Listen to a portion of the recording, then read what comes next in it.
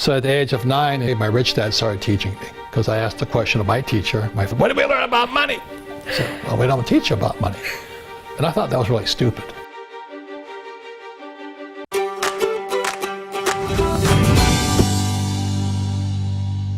Because as you and I know, our school teaches us this about money. Yeah. And it really kind of screws people up, because they go out of school and they start doing the thing we talked about, go to school and get a job, right? Yeah. And for those who may not know, my rich dad was my best friend's father. My poor dad was an academic straight A student. I wasn't. I was a D, F, and C student on a good day. But my rich dad never finished school, so he had a completely different point of view. It's not right or wrong, but rich dad was an entrepreneur, and poor dad was a school teacher, head of education, PhD, Stanford, University of Chicago North, all the credentials for academics. So at the age of 9 in Hilo, Hawaii, my rich dad started teaching me, because I asked the question of my teacher, my 4th grade teacher, said, what did we learn about money? I said, well, we don't teach you about money. And I thought that was really stupid. Why go to school, get a job, and know nothing about money? So with that, this was his lesson number 1, and the rich don't work for money. But for somebody watching this for the first time, it doesn't make sense, right? Because you go to school to get a job so you can work for money, right? Right. Mm-hmm. To be a slave for money. Exactly. And work for idiots like me. But anyway, so my way of teaching is to first put doubt in your brain, to challenge your belief systems. And then maybe you can choose new beliefs or keep up with old beliefs. Yeah, the irony is, when I left school in the 60s, there was plenty of jobs. But the world has changed, and our schools haven't. And so they're still making this innate promise of get a job. And I was very fortunate when I graduated in '69. We're the highest paid graduates in the world. My classmates were making about $120,000 to $150,000 a year. There's not much money today, but 1969, that was a lot of money. But naturally, as young guys do, we spent every penny of it. Yeah. So I had my rich dad's lesson, the rich don't work for money, in my head. I said, okay, I'm making all this money, I have a secure job, but what's beyond that? And that's where education comes in. Because financial education is about not working for money. Like one of the first questions, when I finally realized what my rich dad was saying, I said, well, when do I never need a paycheck again?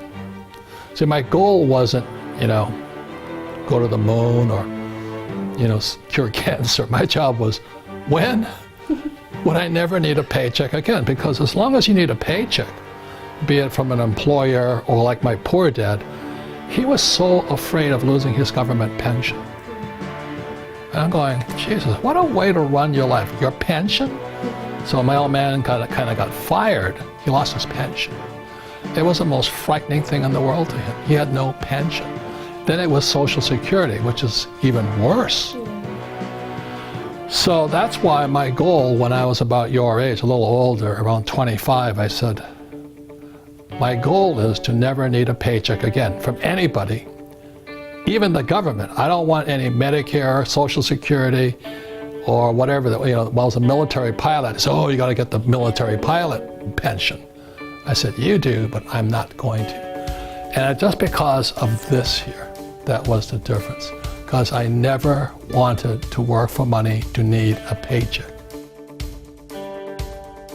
Your first line item expense is taxes.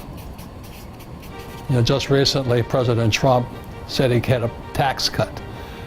He didn't have a tax cut for these guys. As you know, the rules are always written for the rich, okay? I didn't make the rules. You can get angry at me, but these are the rules. The rich make the rules. The golden rule. He who has the gold makes the rules. But this is what I work for. So what I work for, number one, is I'm an entrepreneur. I want businesses. I have multiple businesses. And I don't work in them, as you know, because you work here. You never see me, do you? No. Because I don't work for a paycheck. Exactly. Next is real estate. And real estate is good for many things which we'll go into, but number one is debt. I use a lot of debt to buy real estate, and I pay no taxes. That's the relationship there. The next is paper. And that's savings, stocks, bonds, mutual funds, ETFs, and that stuff. I don't have any of that stuff. I don't save money. I don't have any of that. But this is what most people have: go to school, get a job, get a 401k, and save money. Loser. Okay?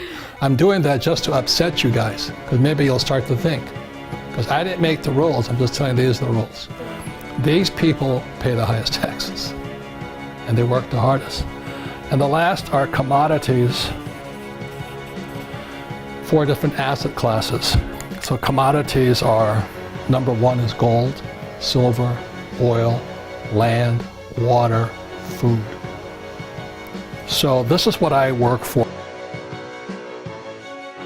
When I left school, rather than working for a paycheck and working for money, my education had to go beyond getting a job, which I had a good job.